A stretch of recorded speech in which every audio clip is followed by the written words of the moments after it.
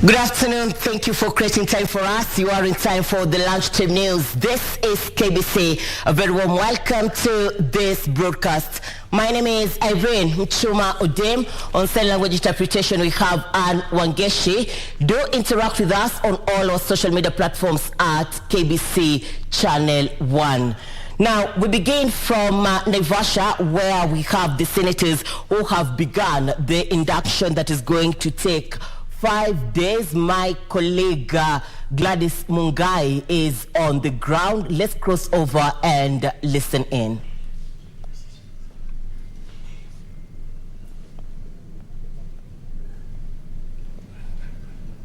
Road and to build that hospital, and we are using national government resources to do this. At the end of the day, you know, we have one envelope. You see, and we died.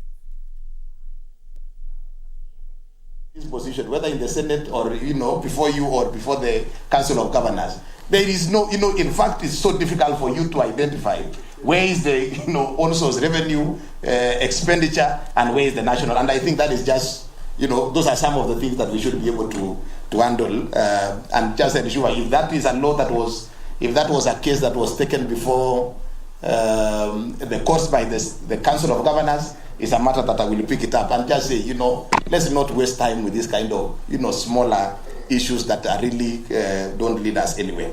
But I think the question that we have, having appeared in the Senate almost 4 or 5 times, before Senator Olekina, before my own, you know, colleague now, Senator Ochilo Ayako or Governor Ochilo Ayako, we need to find a way of creating synergy between the county assembly and the Senate, so that a county does not appear before the Senate and before the county assembly on exactly the same issue. The question I have is that for the 4 times I appeared before the Senate, we never concluded dealing with one financial year's report. We always go midway, time catches up with us, it is impossible for you to come the next time because the queue is long, and therefore you end up getting a situation where you are not able to address the entirety of you know, the Auditor General's report. Why don't we find a mechanism between the Senate and the National Assembly, and the County Assembly, where the County Assembly can handle certain parts, and the Senate can identify exclusive areas that you can be able to deal with, so that by the end of any financial year, all the issues within the Auditor General's report of a county are all addressed. Otherwise, I think we have lip service being, you know, being achieved as we speak right now. Because I will come before the Senate for 1 day, you will handle only 2 or 3 or 4 issues. I had a very interesting experience in the Senate Accounts Committee before Ochilo Ayako one time, where I spent 45 minutes explaining some, you know, car wash receipts and why they were not tallying because the governor's vehicle was washed. And, you know, for 45 minutes, we wasted a whole opportunity to discuss many other issues. Yet we were discussing, you know, this receipt, why is the receipt yet not dated, it has no stamp. We spent 45 minutes.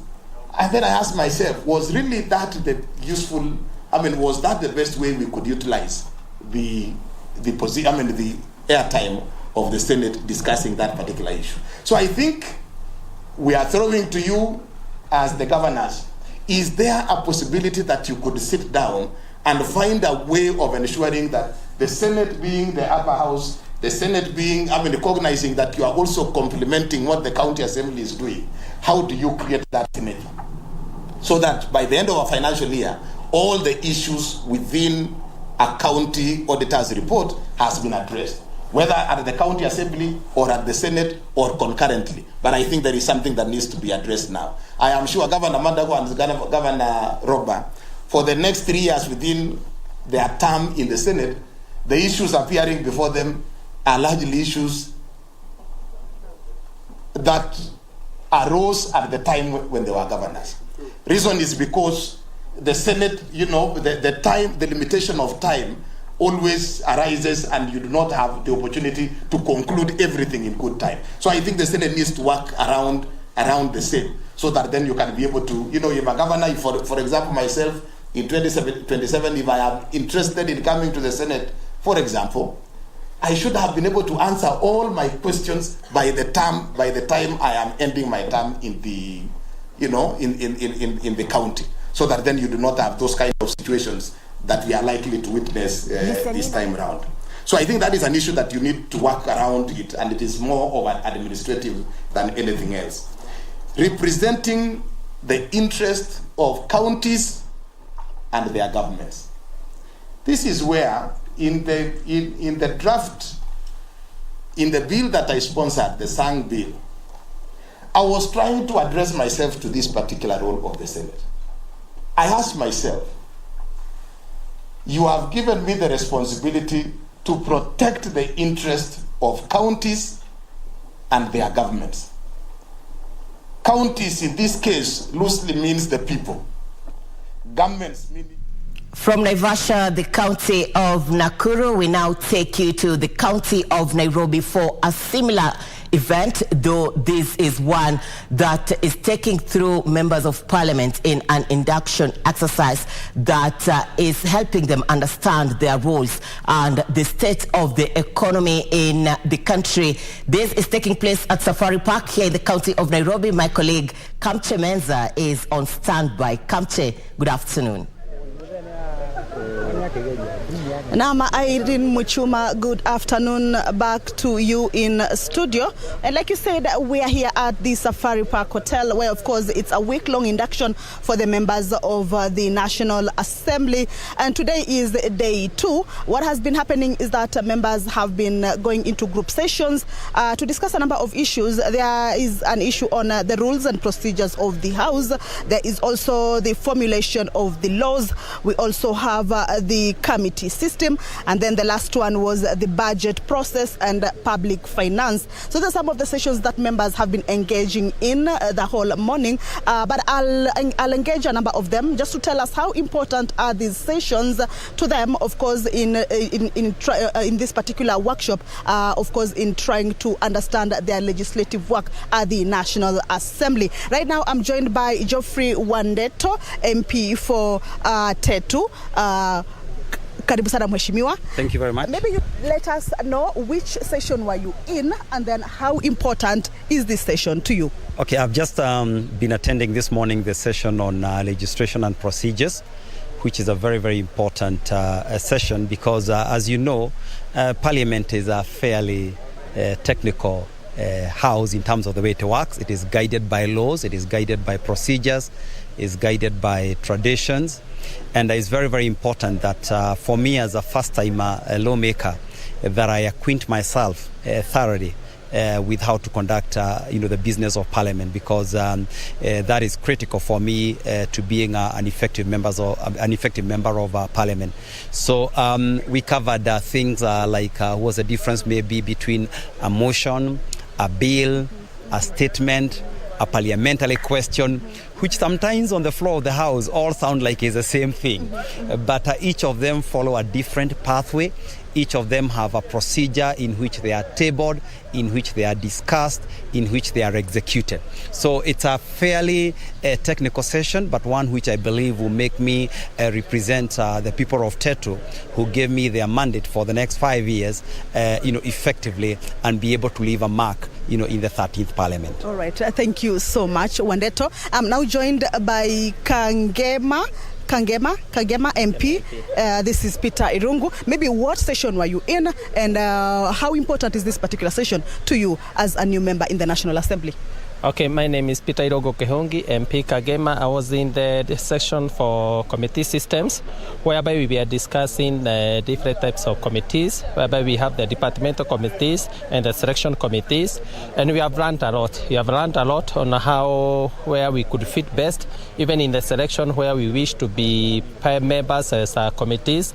Also, I've learned something very special to do with the Parliament that has come up with a committee on public petition, because mostly public petition has been going to various departmental committees, therefore they have been taking long. But now there will be a committee that will be specifically dealing with public petitions, whereby the general public can participate in parliamentary activities through public petition.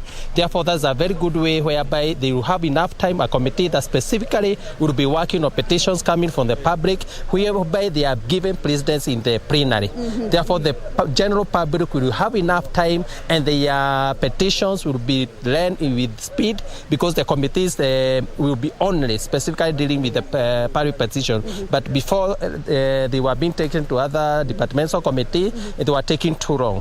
Therefore, we have learned a lot and they are feeling comfortable now. We can be able to know where we can fit in. That's a very critical committee. Yeah. Thank you so much, Muhesh.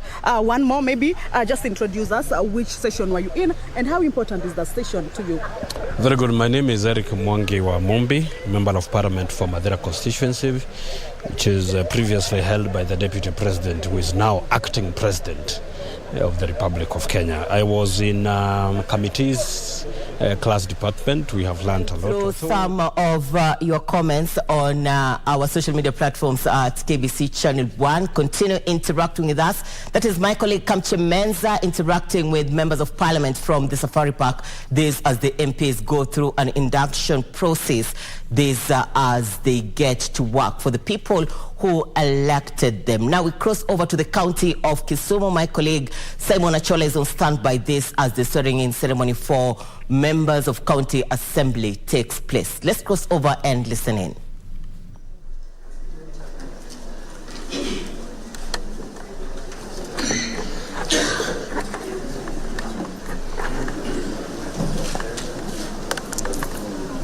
I, Honorable Eunice Atieno Alando, swear that I shall always truly and diligently serve the people and the Republic of Kenya in the office of County Assembly Committee member of Kisumu County, that I shall diligently discharge my duties and perform my functions in the same office to the best of my judgment, that I shall at all times respect, uphold, preserve, protect, and defend this Constitution of the Republic of Kenya, and that I shall do right to all manner of persons in accordance with the Constitution of Kenya and the laws and conventions of Parliament, that I shall do justice to all, so help me God.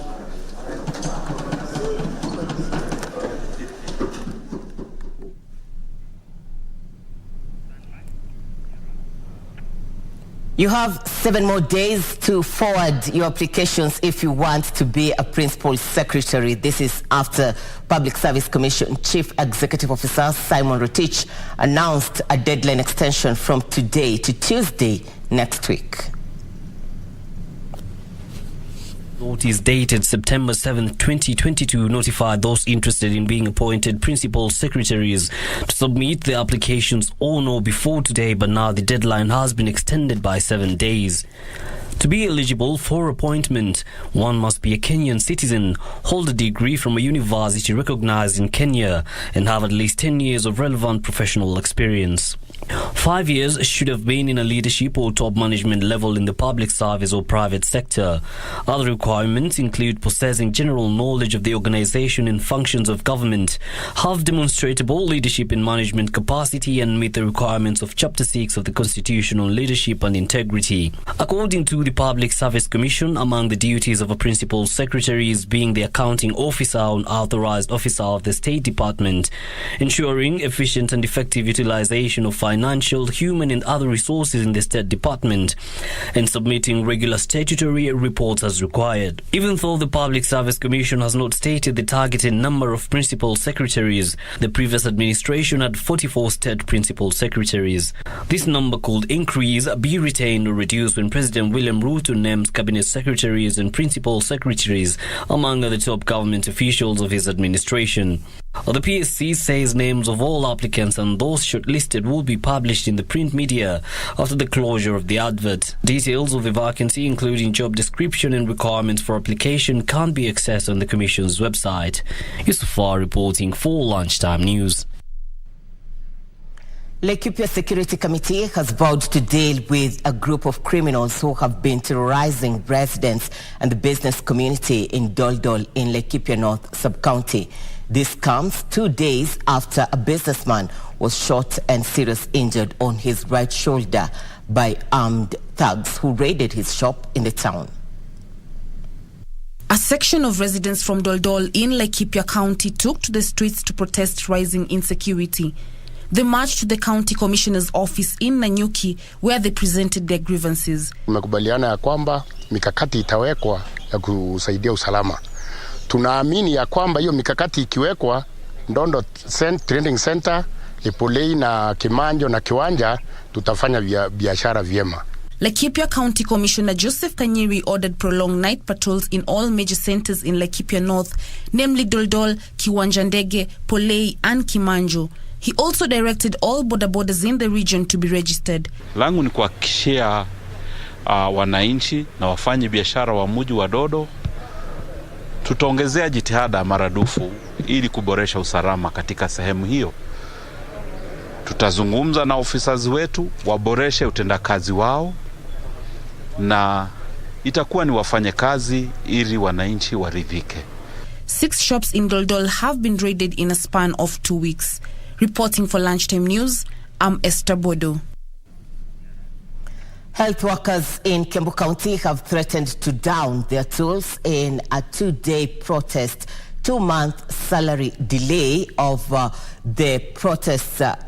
I'll take that again. Health workers in Kiambu County have threatened to down their tools to protest a 2-month salary delay. The healthcare providers are accusing the devolved unit of being insensitive to their plight and want the new administration to settle the salary arrears. Health services in Kiambu County might be paralyzed after the healthcare providers in the devolved units threatened to go on strike to protest delayed salaries.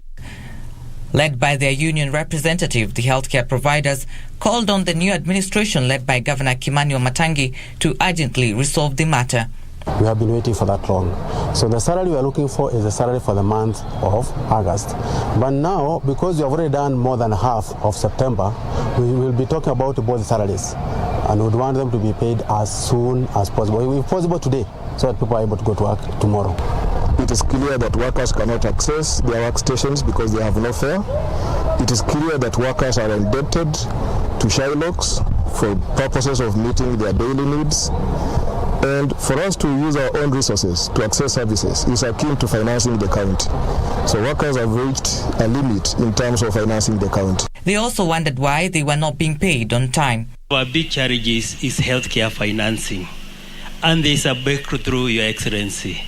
If only all Kiambu County residents, or probably over 70%, would enroll in National Health Insurance Fund, we'll be able to give services. And with our projection, Your Excellency, we thought that we can even earn over and above our budget if everybody, or about 70%, are enrolled in NHIF. An acute shortage of sign language teachers and increase of deaf students is hampering learning in the county of Mandera. Education stakeholders are calling on the government to employ more teachers in schools for the deaf in the region. Mandera School for the Deaf has a population of 150 pupils. During celebrations to mark the International Week of the Deaf in Mandera County, teachers at the school decried the high student-teacher ratio. Now we are appealing to the national government and the county government to absorb, to employ all those deafs with certificate, be it technical, be it Kenya Sign Language, be it medical. We want those teachers to be absorbed.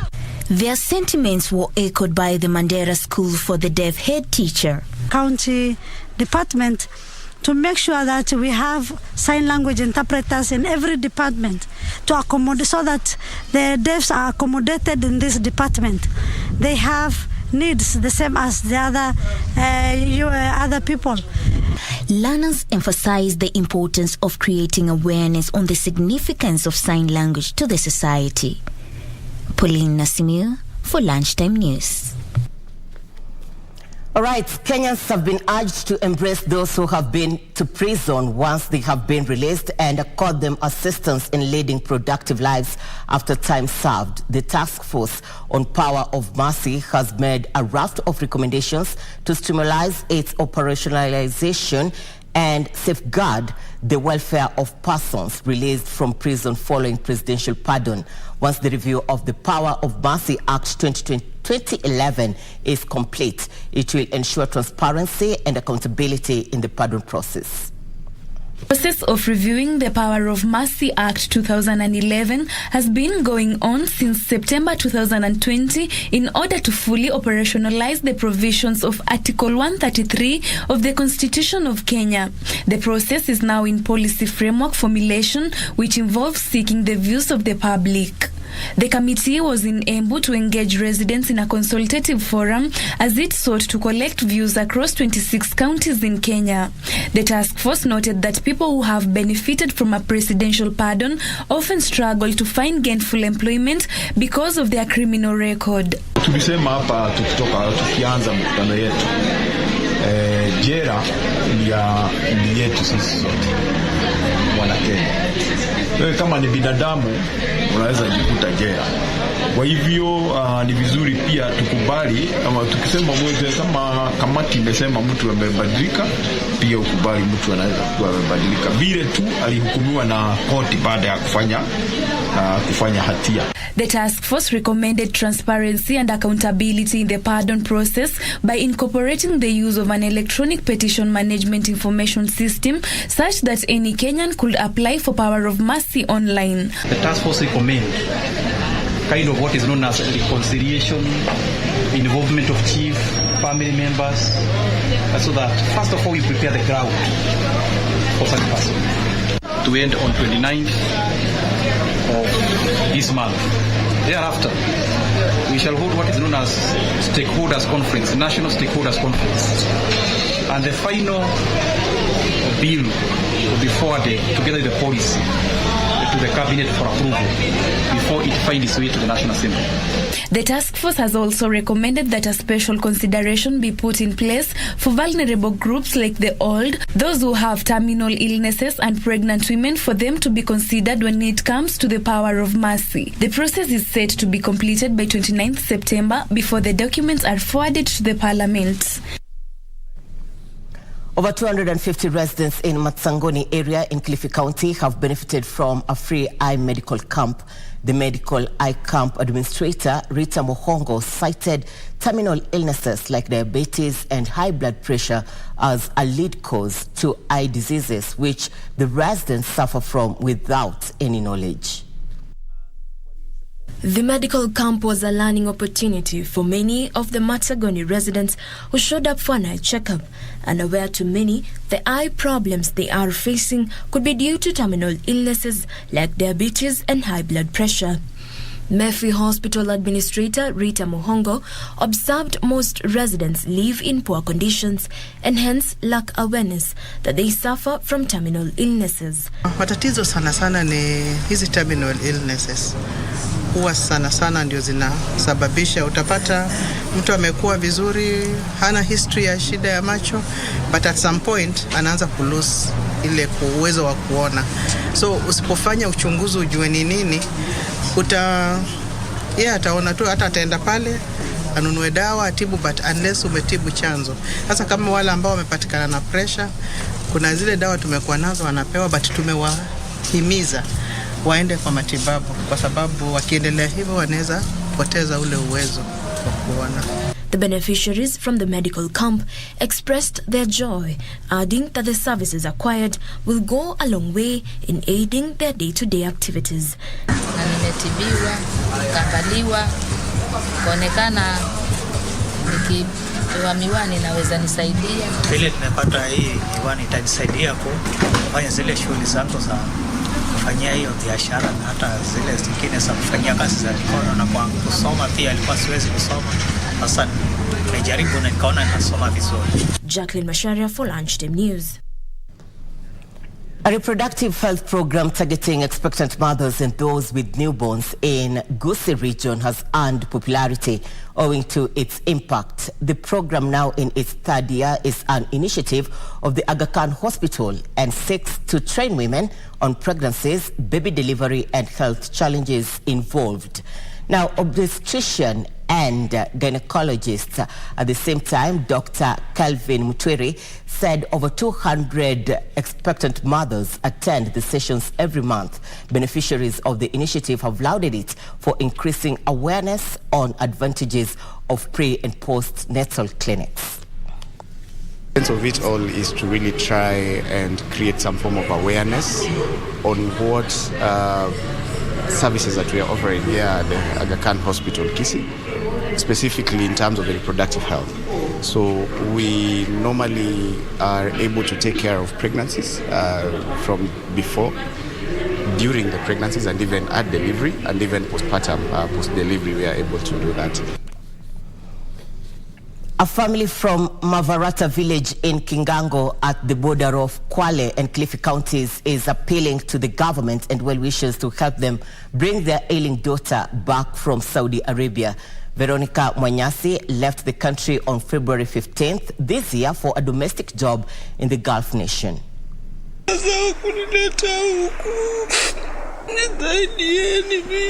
6 months after landing in Saudi Arabia, Veronica Mwanyasi has sent out a passionate appeal for help to her family back in Movarati village in Kigango.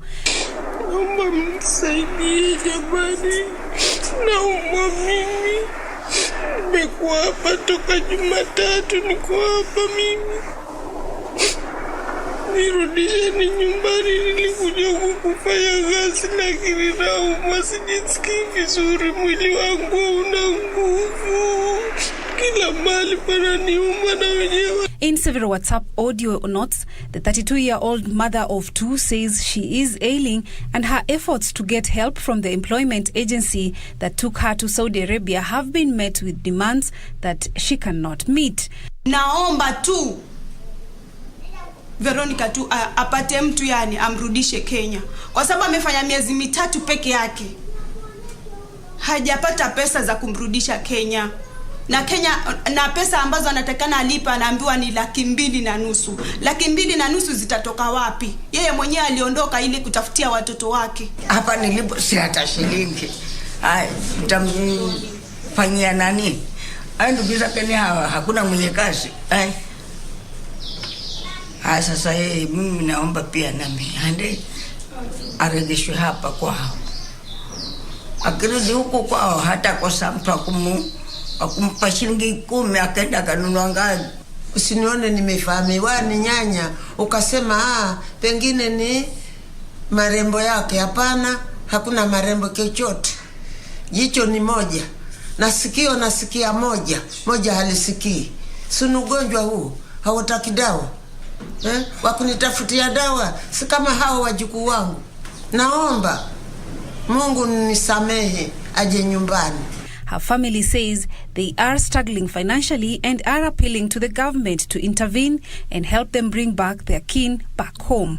Serikali ifuatilie hizi agents, zijue kwamba hizi agents ambazo zinapeleka wasichana Saudi Arabia kwa sababu wana shida, je ni halali? And on that note, we are taking a short commercial break. We'll be back with more. Stay with us.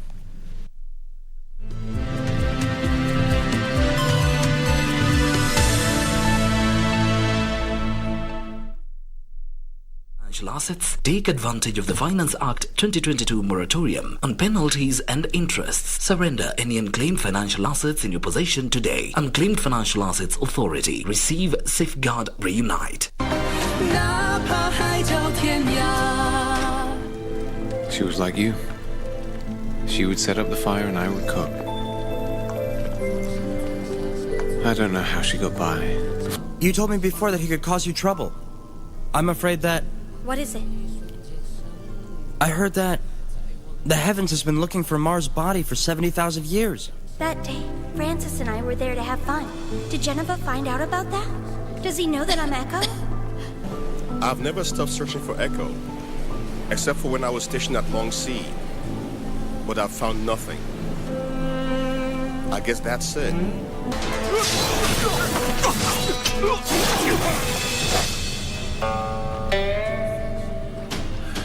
Are you trying to start another war?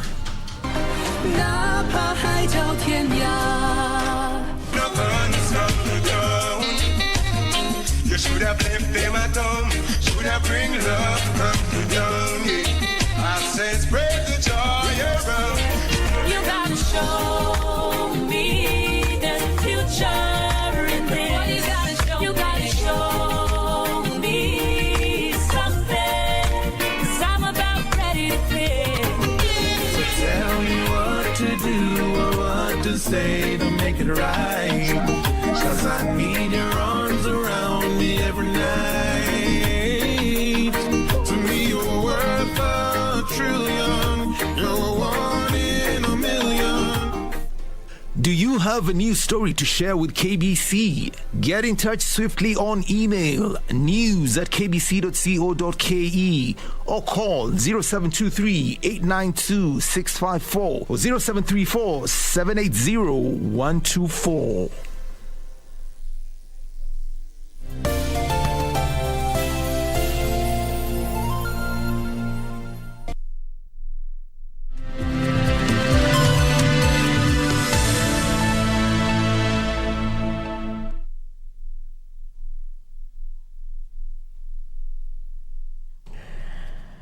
Welcome back. You're watching the Lunchtime News. Continue interacting with us on all our social media platforms at KBC Channel 1.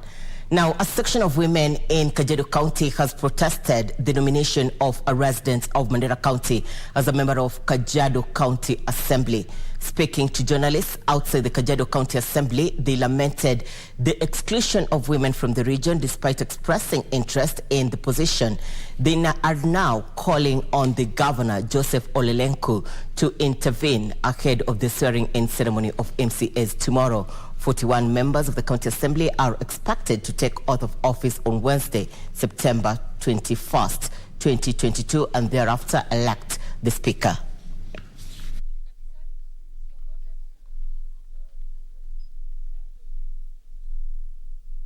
Chama cha ODM tuliletewa hapo na gavana wetu Olelenku. Tukashika mkono hiyo chama na mkono yote mbili. Tukazunguka tukafanya campaign. Campaign tulipofanya ndio hiyo matunda tunaletewa ati mama kutoka Mandera County. Hile kitu tunaogopa sana na hile kitu tunahofia. Nani ataweza kuwakilisha hoja ya mwanamke ule wa mashinani? Nani ataweza kuwakilisha tukianza kuletewa kina kina Hamida Yare? Nani anajua shida za wamama wa Kajiado County kama si yule mpiga kura mwanamke ule anajua haki za wamama wa Kajiado? No imposters. Across the borders, Uganda confirms an outbreak of Ebola virus disease in Mubende district, Uganda.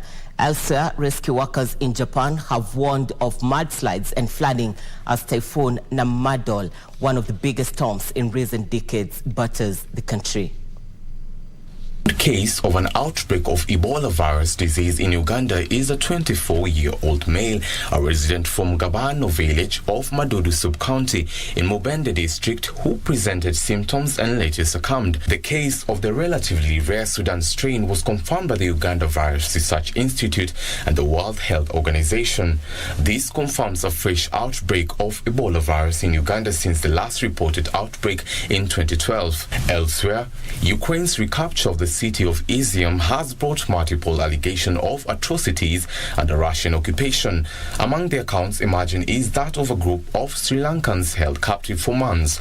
The group had come to Ukraine to find work or study and ended up being subjected to forced labor and kept as prisoners. Russia has denied targeting civilians or committing war crimes, but the Sri Lankans' allegation come alongside many other reports of atrocities committed by Russian occupying forces. And in Japan, rescue workers have warned of mudslides and flooding as one of the biggest storms in recent decades batters the country. Typhoon Nanmadol has killed 2 people and injured 90 others since it made a landfall on the southern island of Kyushu on Sunday. 9 million people have been told to evacuate and more than 350,000 homes are without power. The super typhoon brought gusts of up to 234 kilometers per hour, destroying homes and disrupting transport and businesses. Elvis Otieno for Lunchtime News.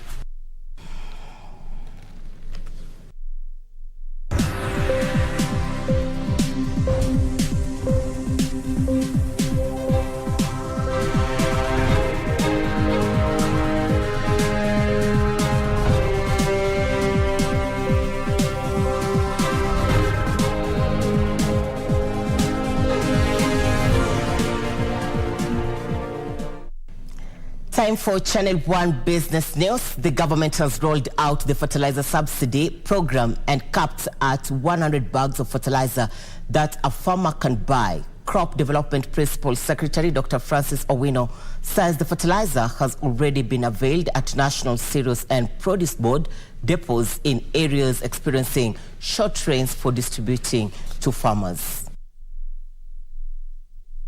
The 3.5 billion shillings fertilizer subsidy program has been operationalized, with farmers in regions experiencing short rains prioritized.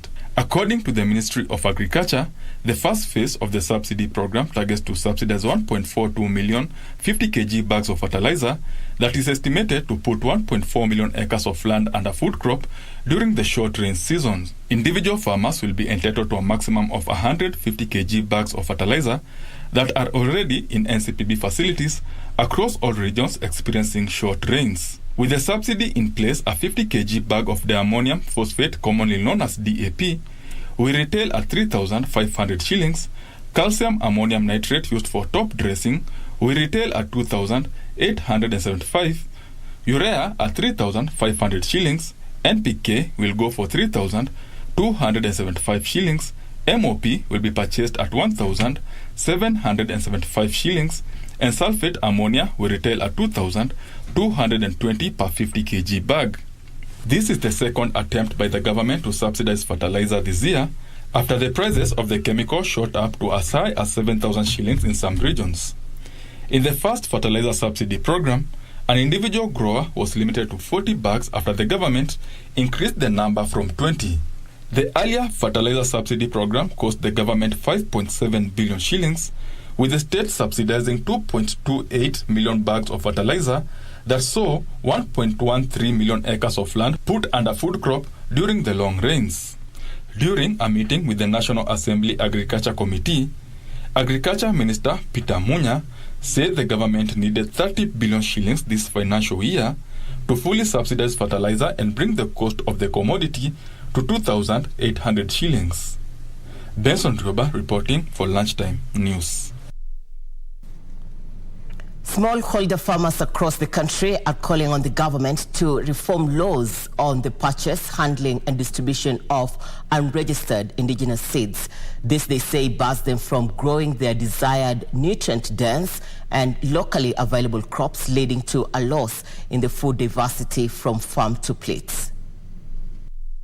The Seed and Plant Varieties Act, Cap 326 of 2012, prohibits farmers from sharing, exchanging or selling uncertified and unregistered seeds. Stakeholders in the agricultural sector noted that the government had failed in its obligation of enacting laws to protect the ownership of indigenous seeds and intellectual property rights in indigenous knowledge on seeds in Kenya. Studies show that 80% of smallholder farmers in Kenya depend on informal seed systems, which include sharing seeds with other farmers, selling and buying at local markets. As a result, this denies farmers the right to use their indigenous seeds, which later translates to low food production, leading to food insecurity. Informal seed sector ni small scale farmers na ndio tunajua ina produce 80% ya zile chakula zinatoka hapa inatoka kwa informal seed sector. Farmers noted that buying certified seeds from the aggregate for every planting season was costly, thus rendering their incomes ineffective. Furthermore, they noted that the criminalizing of seed exchange amongst themselves encouraged biopiracy by private entities. This, they said, further aggravated the food and nutritional insecurity of the country as they opted for self-sufficiency from their surplus harvest. These smallholder farms, you find they're growing sorghum, millet, cassava, sweet potatoes, pumpkin all together. But now we are selling them one variety of crops. What that does is that it kills the agricultural biodiversity, and that has an impact on the nutrition, on our nutrition. They urged the government to ensure that the rights of farmers are protected by enacting laws that would ensure local farming communities were not taken advantage of. Nduta Mokami for Lunchtime News. Kenya and Israel have created a business-to-business platform seeking to boost adoption of data-driven agroeconomy. Israel's ambassador to Kenya, Michael Lotem, says 20 Israel-based companies are in Kenya scouting for business opportunities in finance, energy, and agri-tech in efforts to foster Kenya's food security agenda. Israel is among top agri-tech states boasting of agricultural innovation, entrepreneurial farmers and technologists. Is to introduce the Israeli companies, the Israeli technologies to the locals, not only to the farmers, because one thing we understand, we should introduce the technologies also to the financial institutions. They should know that agriculture is not a high-risk business. It's not. It's a high-tech business, not a high-risk business. And once the population, once the youth understand that this is a high-tech business, they will go there. Israelis make a lot of money from doing agriculture and selling agriculture. Kenya is banking on this and cordial relations with the Middle East country to spur the local agriculture value chain. What I would say, the more value-based technologies, how to take, for example, the agricultural produce you already have and harvest it better, preserve it better, process it better with lower waste, so that we also reduce the post-harvest losses. So we think that the technologies that we are seeing here will be technologies that Kenyan companies and Kenyan, particularly small-scale farmers, will be able to embrace, of course in collaboration with the Israeli companies and with farm like ours supporting them. The ongoing Kenya-Israeli Agribusiness Seminar in Nairobi brings together 20 Israel companies, government and private sector with a keen interest on agriculture, value addition, energy generation and data-driven agronomy. Agriculture has experienced massive technological shift. This has been made possible by reliance on hardware connected to, and in some cases controlled by software. Precision agriculture involves big data, drone sensors, and farm management software. This includes digital imaging, sensors, and artificial intelligence platforms to change farming from uncertain to predictive agriculture in light of climate change. Even though Kenya is an agriculture-driven economy, slow mechanization and innovation are among factors hampering its bigger contribution to the economy. Regina Manyara reporting for Lunchtime News. Housing Principal Secretary Charles Hinga is calling on the judiciary to expedite cases involving mega projects, warning that delays were hurting delivery of government programs. Hinga cites a case filed by the Central Organization of Trade Union challenging the operationalization of the housing fund continues to defer the dream of affordable housing for many Kenyans. In President William Ruto's key pillars is the affordable housing agenda that targets to build 250,000 units annually. But the project faces headwinds following a court case filed by the Central Organization of Trade Unions, COTU, that sought to stop the government from effecting the housing fund levy. Though the case was filed in 2019, the case is yet to be determined. A state that Housing Principal Secretary Charles Hinga wants that it continues to hamper the government's program on providing affordable housing. You've already seen the beneficiaries of this home, some of them in Park Road. They are the ordinary Kenyans, the ordinary Kenyans. It's not us who are living in those places. We have 55 Juakali artisans today who are living in those houses in Park Road. We have got 8 touts, Makanga, who are in Park Road. That's the face of Kenya. So those people had no hope of ever owning a home except for this particular program. So we also want to even implore on our judiciary Even your own staff, your security guards, your bodyguards, those are the low-paying cadres. They are also looking for those homes. So even as you entertain the frustration of these things in the corridors of the law courts, all we are asking for, if there is something that we have not done procedurally, just make sure you give us timely judgment. With the hope that the matter will be expeditiously dealt with by the judiciary, the Housing PS is calling on Kenyans to continue registering with the fund as a form of investment. They live in a house, but that house does not meet the Article 43 standards of our constitution, which is a decent, affordable home with basic services. Majority of Kenyans don't live in a house with sanitation. They don't have water. They don't have electricity. That is not the standard that is contained in our constitution. Under the plan, Kenyans can own the housing units by paying mortgage at a rate as low as 5,000 shillings monthly. Unlike banks, unlike other lenders, because this is our chama, our national chama for housing, we are saving for each other and we are helping each other to build these houses at affordable rates, and we are giving them affordable mortgages. But how does retired President Kenyatta's plan for affordable housing fit into the new administration's plan? President Uhuru's Big Four agenda, it was 500,000 over 5 years.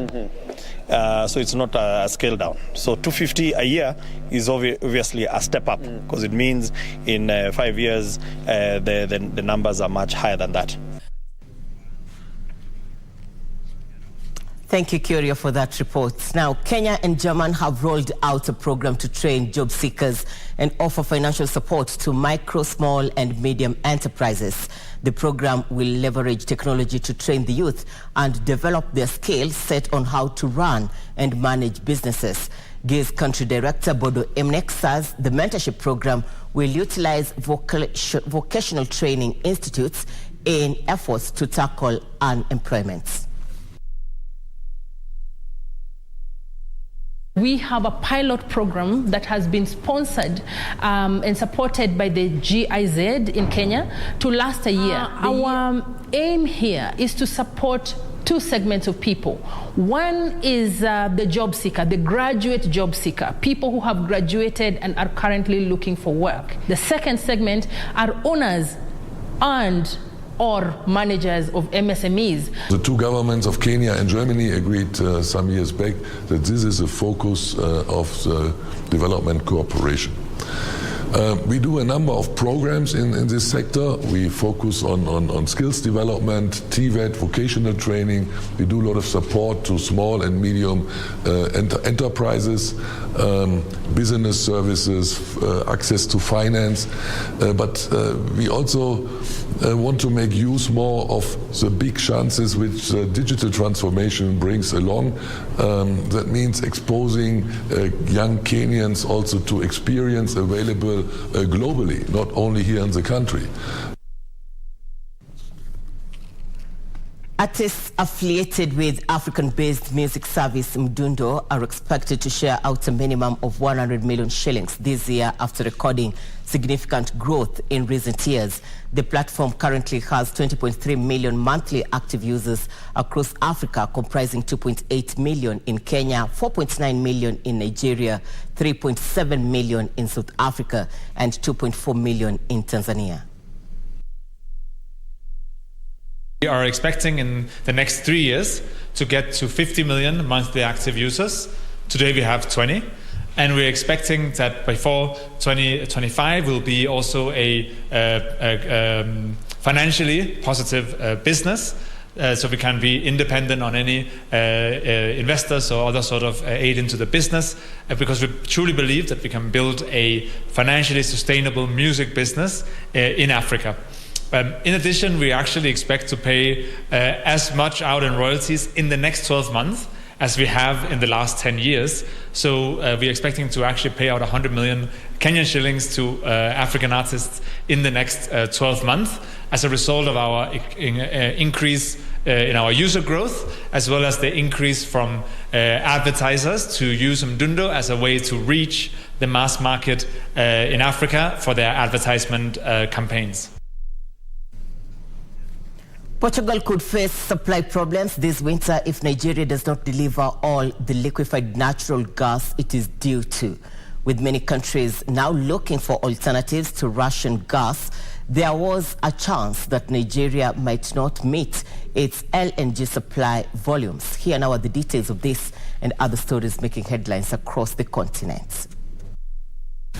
Oil and gas output in Nigeria has been throttled by theft and vandalism of pipelines, leaving gas producer Nigeria LNG Limited terminal at Bonny Island operating at 60% capacity. Although Portugal has its gas reserve at 100% of storage capacity, if fewer Nigerian LNG deliveries materialized, it will have to look for alternative supplies, with other European countries doing the same. This would likely lead to higher imported gas price.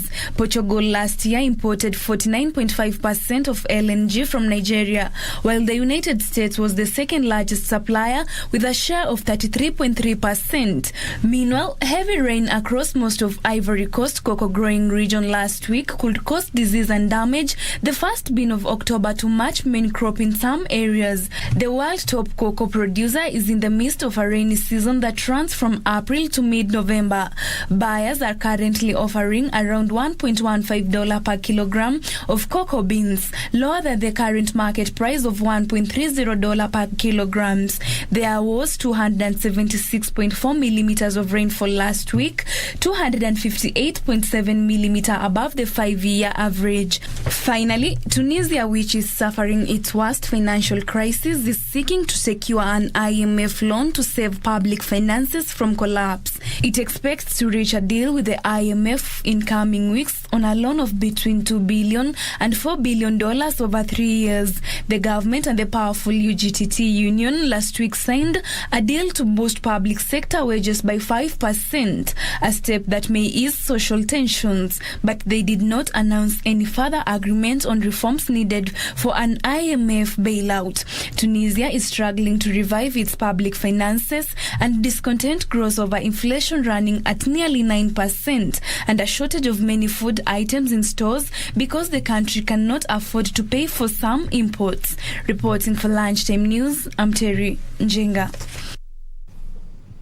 Ukraine's agricultural exports under a key grain deal reached 3.9 million tons. So far, a total of 169 ships have left Ukraine's Black Sea ports for countries in Asia, Europe, and Africa under the deal signed in July in Turkey.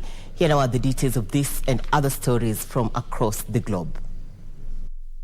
On Monday alone, 4 ships loaded with more than 178,000 tons of foodstuffs departed from the ports of Odessa and Pivdeny. Ukraine is expected to harvest about 67 million tons of grain this year, of which at least 45 million tons can be exported.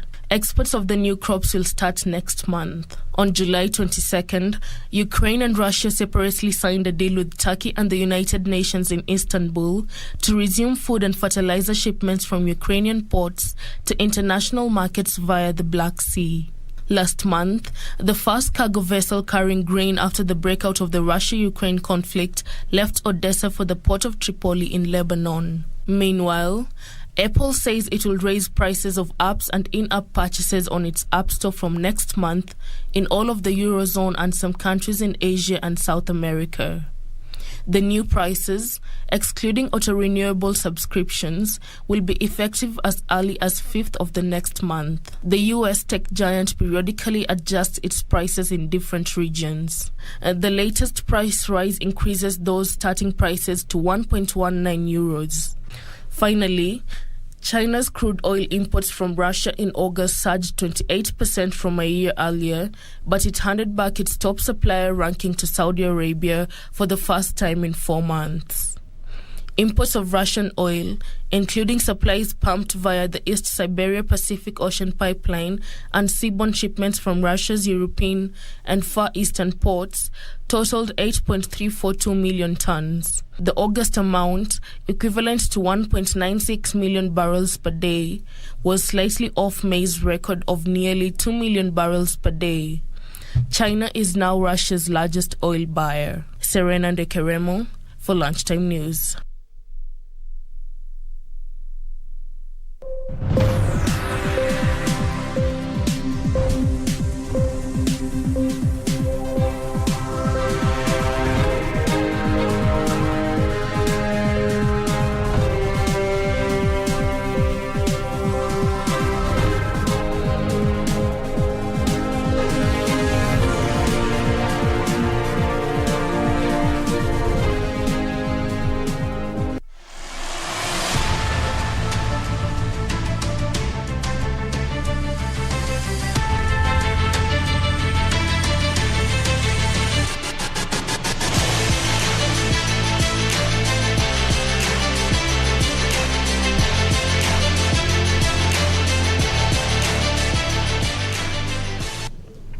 And in sports, Great Britain's Zoe Buxted and Joshua Tarling won gold in their junior time trial events at the Road Cycling World Championships in Australia. Britain now has 3 medals at the 2022 World Championships. Buxted beat Justina Zappler of Germany by more than a minute and a half in the women's race, as Tarling took the men's title in Wollongong by 19 seconds from home favourite Hamish Mackenzie. The 2 Welsh riders both won silver medals in the same events 12 months ago. Buxted won junior road race gold at the 2021 championships, leading by 50 seconds at the halfway stage of the time trial and finishing with an average time of 45.9 kilometers per hour. Tarling posted the fastest times at all intermediate checks in the men's junior event, as he completed 28.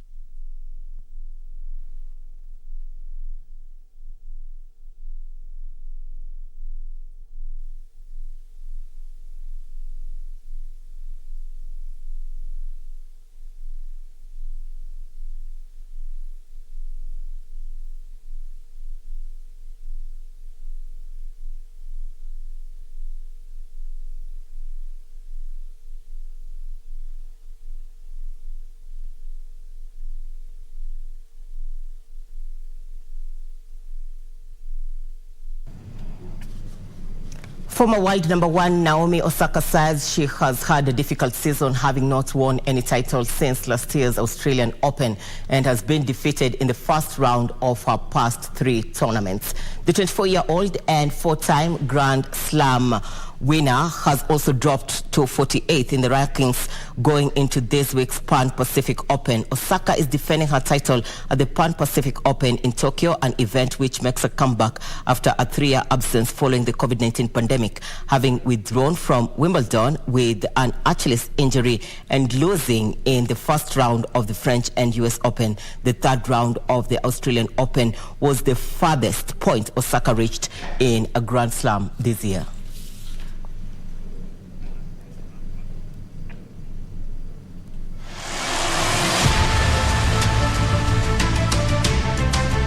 Be happy.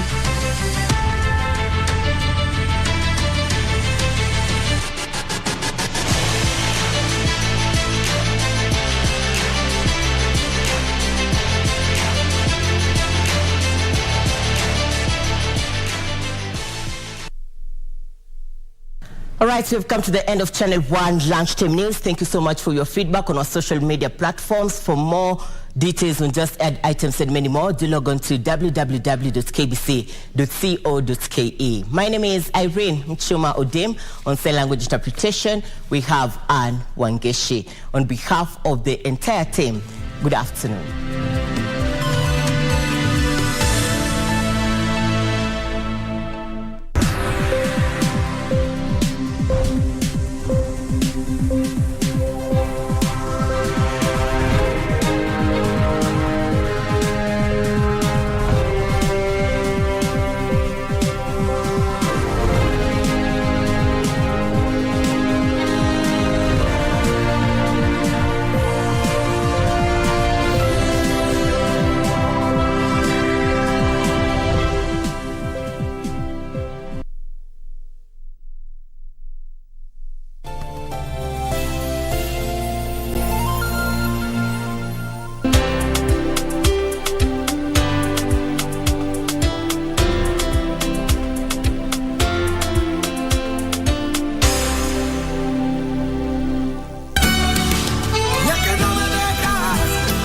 So many years for you to come back to this place, but I never thought that you'd do it like this.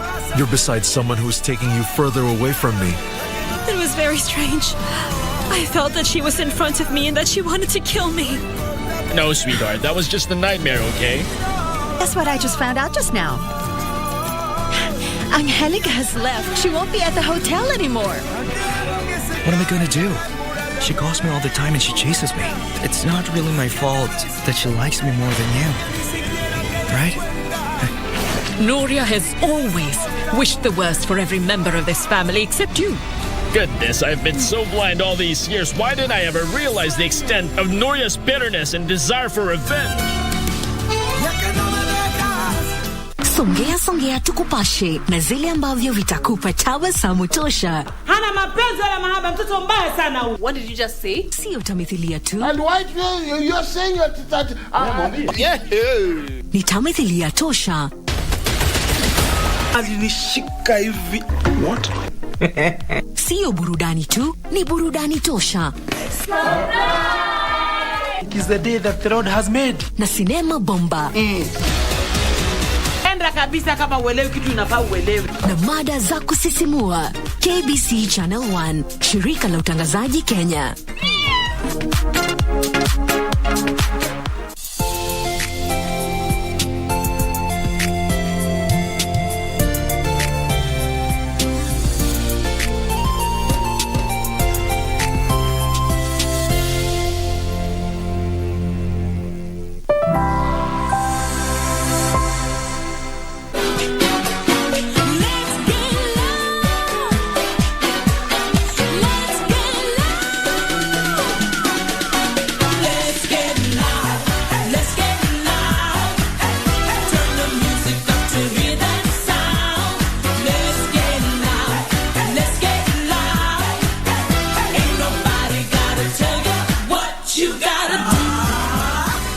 Life is always better with some sprinkles of entertainment, and that is why I am here. How are you doing? How was your weekend? I hope you had a fabulous one. Now, as you can already tell, Mula is not in with me today. He had to attend to some very personal issues. Party Daddy, we are wishing Mom a very quick recovery. On to the business of the day. I am here to bring you nothing but that good entertainment from what has been trending, the events that have been going down, as well as the songs that are popping at the moment, all that and then some. My name is Vivian Dagwa. You can simply just call me Miss V. Let's get this show on the road. Grapevine. What you gotta do. We kickstart the show with Nyege Nyege Festival, which is a music festival that goes down in Jinja, Uganda. Now, from back in the day, this particular festival has received some backlash, people wanting it to be banned, but it seems like Lady Luck is always on their side because, well, they're still here and it's still going to be going down. We prepared a feature for it. Let's check it out.